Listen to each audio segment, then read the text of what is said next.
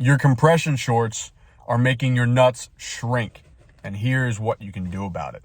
This is the test defense, where we talk about all the ways that your testosterone and sperm production and all these things can be affected by things in the world, and what you can do to reduce the harm from these things and get your levels back up into the good areas.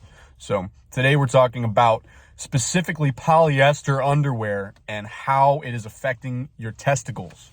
So there's 3 studies we're going to go over today. I'm going to link all of them down below, and we're going to put pictures up here so you can see a little bit of the information we're talking about.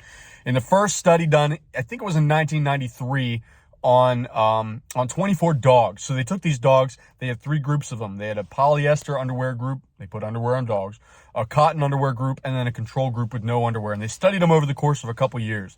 So they wore these underwear for 2 years, and then they wore no underwear for the following 12 months. So 36-month study.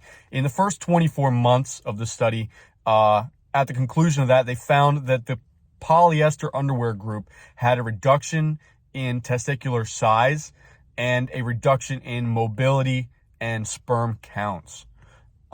In the following study, this was done over the course of, I think it was 17 years, and it was at a fertility clinic. And what they found was that over 600 men who would come in and out of this clinic over time were studied for fertility purposes. And the discovery at the end was that the ones who reported to wearing non-polyester loose-fitting boxers on a frequent basis had a 25% higher sperm concentration. They had higher sperm counts. They had better sperm motility, and they had ultimately larger testicle size. And one more study is in which they studied the electrostatic properties of polyester and its interaction with the testicles.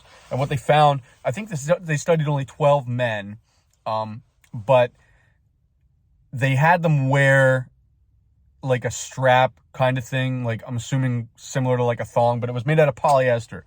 And the electrostatic properties of that interfered with the testicles to a point which it made them like legitimately infertile.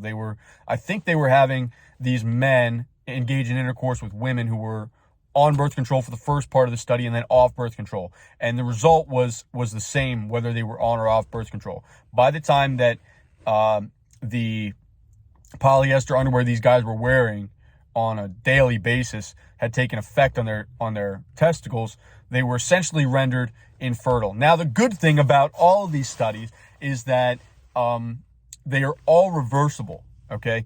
Every one of these studies in which polyester underwear had a deleterious effect on sperm production and fertility, over a course of time is almost entirely reversible. In the dog study, there was a slightly less reversible effect than in the human studies, but if you're wearing polyester underwear, there's a good chance that you're not only decreasing the size of your nuts, decreasing your sperm count, decreasing your sperm mobility and motility, but you're also maybe rendering yourself infertile.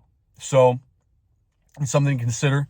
I know that those polyester underwear are really comfortable, but it's something we need to start stepping away from to get our natural levels of sperm back up where they belong. And you don't want tiny nuts.